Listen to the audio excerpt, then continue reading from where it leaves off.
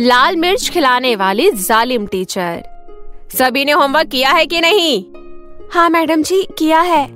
ठीक है, मैं एक एक करके सबकी कॉपी चेक करूंगी और अगर किसी ने होमवर्क गलत किया होगा मैं उसको सजा दूंगी। मंगला मैडम ने अभी अभी स्कूल ज्वाइन किया था। सभी बच्चों ने सोचा था कि मंगला मैडम भी बाकी टीचर्स की तरह अच्छी होगी, लेकिन जब मंगला मैडम ने बच्चों का होमवर्क चेक करना शुरू किया तब सभी को उनकी असलियत के बारे में पता चला। चंचल, मुस्कान और राजू, तुम तीनों को सजा मिलेगी। लेकिन क्यों मैडम जी? क्योंकि होमवर्क में गलती है। तुम तीनों यहाँ लाइन लगाकर खड़े हो जाओ। तीनों लाइन में खड़े हो गए। उन्होंने सोचा कि मंगला मैडम ज्यादा से ज्यादा उन्हें मुर्गा बनाएंगी या 2 थप्पड़ मारेगी, लेकिन मंगला मैडम के दिमाग में तो कुछ और चल रहा था। मंगला मैडम ने अपने बैग से लाल मिर्च का पाउडर निकाला और अपने हाथों में ग्लव्स पहनकर उन बच्चों के चेहरे पर मल दिया। लाल मिर्च के पाउडर से उनके चेहरे में तेज जलन होने लगी। तीनों बच्चे जोर जोर से चिल्लाने लगे। आह, मेरे चेहरे में जलन हो रहा है। मैडम जी, प्लीज हमें वॉशरूम जाने दो, हमें अपना चेहरा धोना है। मैडम, आगे से हम होमवर्क में गलती नहीं करेंगे, प्लीज हमें जाने दो। लेकिन मंगला मैडम ने हंसते हुए कहा,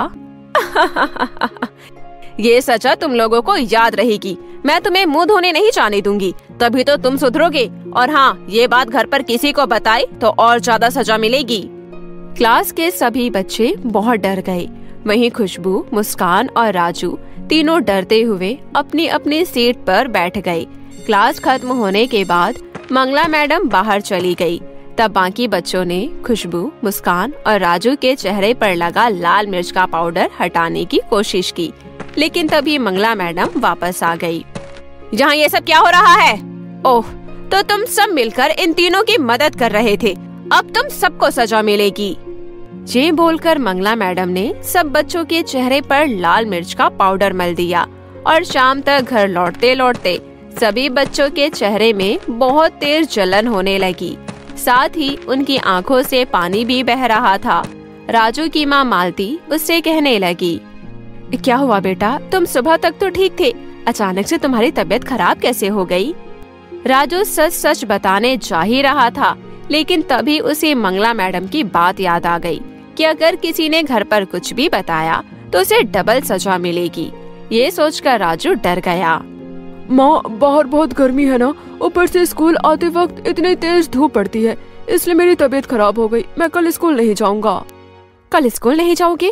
पर क्यों बेटा, मैं तुम्हें दवाई दे देती हूँ, कल तक ठीक हो जाओगे।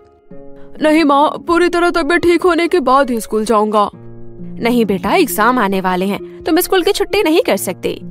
मालती ने राजू की बात नहीं मानी। उसे लगा राजू पढ़ाई नहीं करना चाहता, इसलिए बहाने बना रहा है। अगले दिन राजू स्कूल गया। बाकी बच्चे भी स्कूल आ गए। वो सभी मंगला मैडम की खौफ में थे। आज भी मंगला मैडम आएंगी और हमसे कुछ न कुछ करवाएंगी। मुझे तो बहुत डर लग रहा है, पता नहीं आज हमारे साथ क्या होगा। कुछ देर बाद मंगला मैडम क्लास के अंदर आई और बोली, बच्चों, आज मेरा पढ़ाने का मूड बिल्कुल भी नहीं है, आज मैं आराम करूंगी। राजू और मुस्कान, यहाँ आओ और मेरे पैर दबा दो। पैर में बहुत तेज दर्द हो रहा है, जल्दी इधर आओ दोनों। मंगला मैडम कुर्सी पर बैठ गई। वहीं राजू और मुस्कान दोनों पैर दबाने लगे। अरे अच्छे से दबाओ, तुम दोनों के हाथों में जान नहीं है क्या? है मैडम जी। अच्छा सुनो, मुझे जोर की भूख लगी है, तुम तीनों अपना टिफिन लाई हो ना? जी मैडम जी, लाई है। हाँ, तो एक एक करके सभी बच्चे मेरे सामने अपना टिफिन ले आओ। जिसका खाना मुझे अच्छा नहीं लगेगा उसे सजा मिलेगी। ये सुनकर डर के मारे सभी बच्चों के हाथ पैर सुन्न हो गए। बच्चों ने अपना अपना टिफिन लेकर लाइन बना लिया। लाइन में सबसे आगे खुशबू थी। उसने मंगला मैडम को अपना टिफिन खोल कर दिया। उसमें पूरी, सब्जी और गाजर का हलवा था। अरे वाह, पूरी, सब्जी और गाजर का हलवा दिखने में तो बहुत टेस्टी लग रहा है, खा कर देखती हूँ। मंगला मैडम ने पूरी, सब्जी और गाजर का हलवा खाया और फिर उंगलियां चाटने लग गई। खुशबू, खाना बहुत टेस्टी था, तुम बैठ सकती हो। खुशबू खुश होते हुए अपनी सीट पर बैठते हुए बोली, उफ, आज तो बाल बाल बच गई। उसके बाद मुस्कान टिफिन लेकर आई। उसकी माँ ने पोहा बना कर दिया था। टिफिन खोलते ही मंगला मैडम ने मुंह बना लिया। अरे सारा मूड खराब कर दिया। पोहा कौन खाता है? तुम पोहा क्यों लाई हो? मुस्कान डरते हुए बोली, मुझे पोहा पसंद है मैडम जी, इसलिए माँ ने बना कर दिया है। तुम्हें पता है पोहा कितना सूखा होता है? इसे नदी में फेंक दो तो नदी का पानी ही सूख जाएगा। मुस्कान मन ही मन सोचने लगी, हे राम, आज तो मैं मर गई। मैडम को पोहा पसंद नहीं है। मुस्कान, तुमने मेरा पूरा मूड खराब कर दिया, इसलिए तुम्हें सजा जरूर मिलेगी। मुस्कान ने रोते हुए मंगला मैडम के पैर पकड़ लिए। मुझे माफ कर दीजिए मैडम, मुझसे गलती हो गई। कल से मैं पूरी हलवा ही लाऊंगी। लेकिन मंगला मैडम को तो सजा देकर ही मजा आता था। मंगला ने अपने बैग से लाल मिर्च पाउडर का डब्बा निकाला और मुस्कान जो पोहा लाई थी उस पर ढेर सारा लाल मिर्च छिड़क दिया। फिर वो मुस्कान को देते हुए बोली, लो मुस्कान, अब जल्दी से ये पोहा खत्म करो। पर मैडम जी, ये पोहा मैं कैसे खा सकती हूँ? क्यों, क्या हुआ? पोहा तो तुम्हारा फेवरेट है ना? चलो खाओ जल्दी से, वरना इससे भी भयानक सजा दूंगी। मैडम जी प्लीज मुझे माफ कर दो, मैं ये नहीं खा पाऊंगी। लेकिन मंगला पर मुस्कान के रोने धोने का कोई असर नहीं हुआ। चल जल्दी से ठूस इसे, मैं भी देखती हूँ कैसे नहीं खाती। ये कहते हुए मंगला ने जबरदस्ती मुस्कान को लाल मिर्च वाला पोहा खिला दिया। मुस्कान का मुंह जलने लगा, वो पानी पानी चिल्लाने लगी, लेकिन मंगला को उस पर बिल्कुल भी दया नहीं आई। उसके बाद मंगला एक एक कर सभी बच्चों के टिफिन खोलती गई और एक के बाद एक बच्चों को सजा मिलती गई। अंत में मैडम मंगला ने राजू के टिफिन का भी खाना खाया, लेकिन खाना पसंद न आने पर मंगला मैडम ने राजू के साथ भी बिल्कुल वैसा ही किया जैसा उसने मुस्कान के साथ किया था। मंगला मैडम का इससे भी मन नहीं भरा तो वो सबके डंडे से पिटाई करने लगी। गंदा खाना लाते हो, तुम्हें शर्म नहीं आती? एक तो मंगला मैडम ने लाल मिर्च भरा हुआ खाना बच्चों को खाने के लिए मजबूर किया और ऊपर से उन्हें मार भी रही थी। बेचारे बच्चे ये कैसे सह पाते।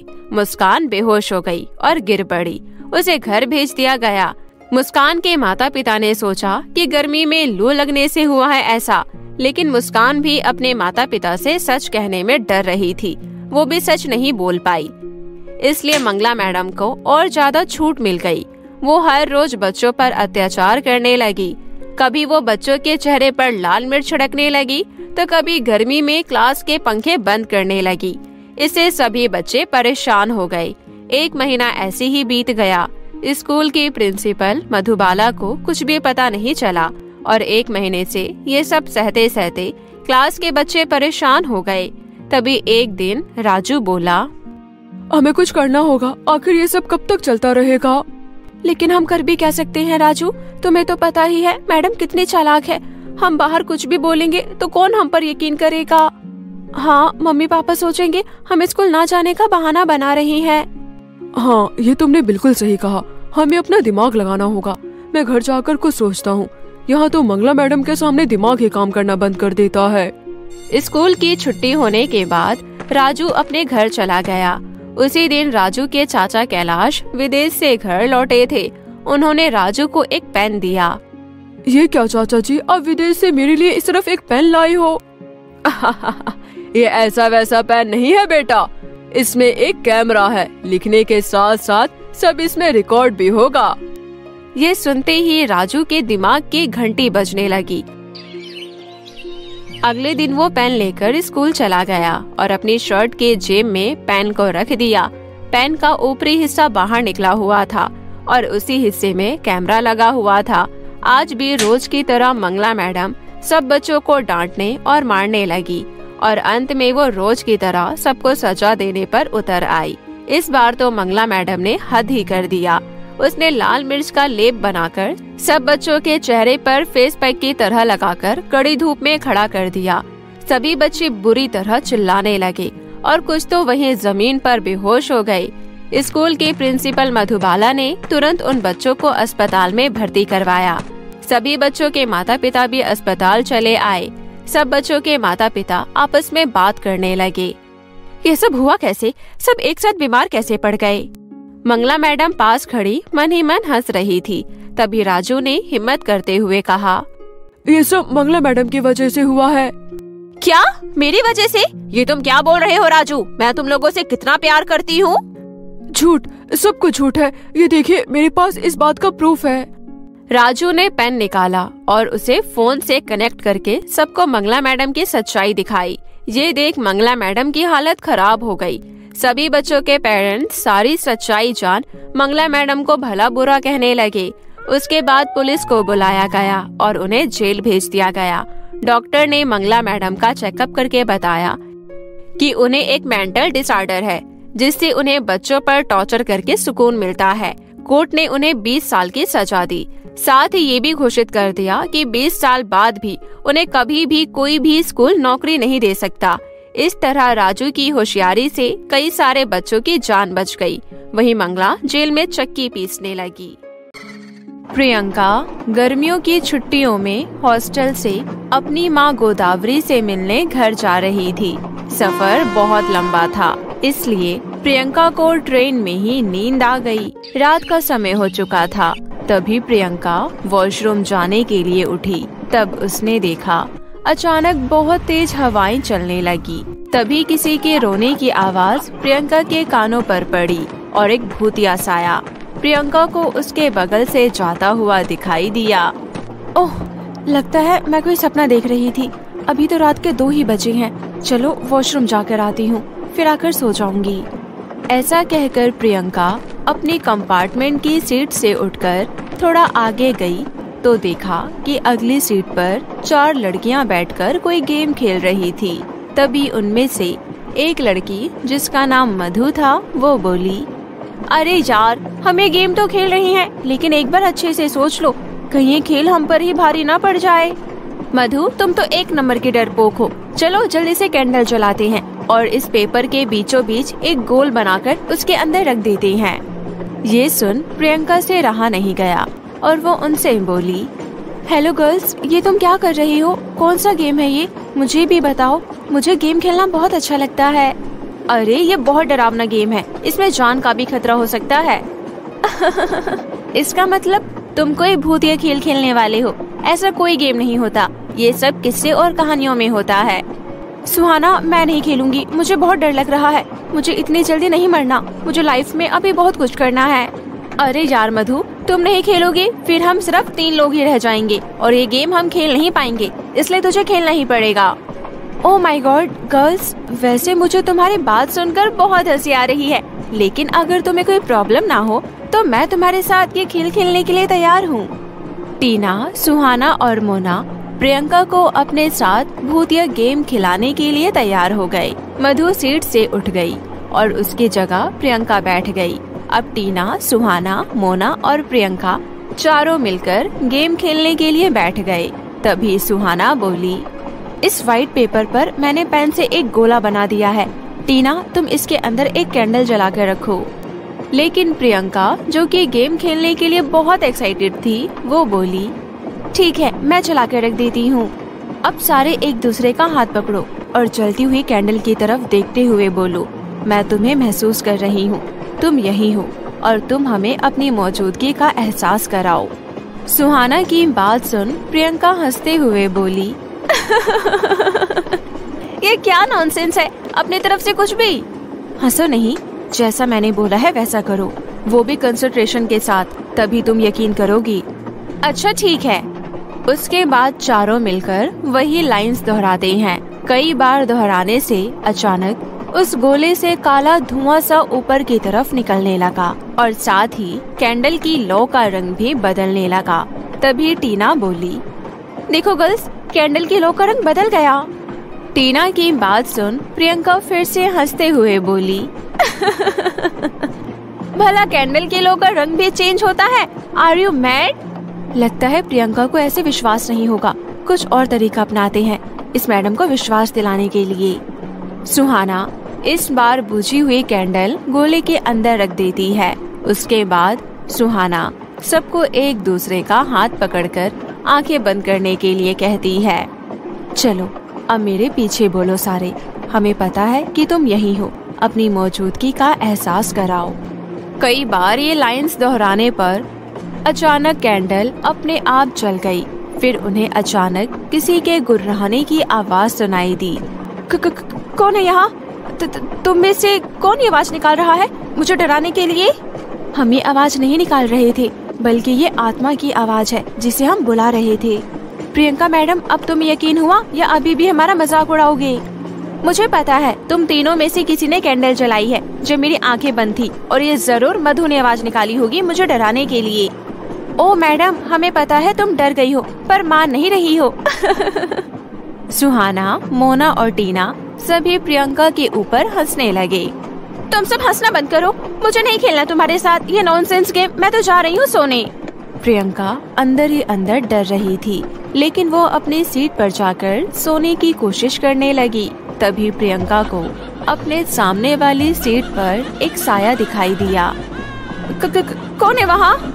प्रियंका को बहुत ही अजीबोगरीब डरावनी आवाजें सुनाई देने लगी। प्रियंका ने डर के मारे अपनी आंखें बंद कर ली और जबरदस्ती सोने की कोशिश करने लगी। उसकी सुबह जब नींद खुली तो वो स्टेशन पहुंच चुकी थी। प्रियंका घर पहुंचकर अपनी माँ गोदावरी को ट्रेन में हुई सारी घटना बताते हुए बोली, मम्मी अब आप ही बताओ इसमें कितनी सच्चाई है? खुद ही खेल खेल कर देख लेते हैं। मुझे भी एक ऐसा खेल पता है, लेकिन मैंने कभी ट्राई नहीं किया। चलो आज साथ मिलकर ट्राई करके देख लेते हैं, पर हमें अकेले अकेले अलग अलग जगह पर ट्राई करना पड़ेगा। रात होते ही प्रियंका जलती हुई कैंडल लेकर अकेले बाथरूम में गई और शीशे के सामने जाकर खड़ी हो गई। मुझे पता है तुम्हारी मौत कैसे हुई थी। आओ मेरे सामने आओ और मुझे पूरी कहानी बताओ। आओ मेरे सामने आओ। तभी अचानक शीशे में डरावने चेहरे वाली चुड़ैल नजर आई।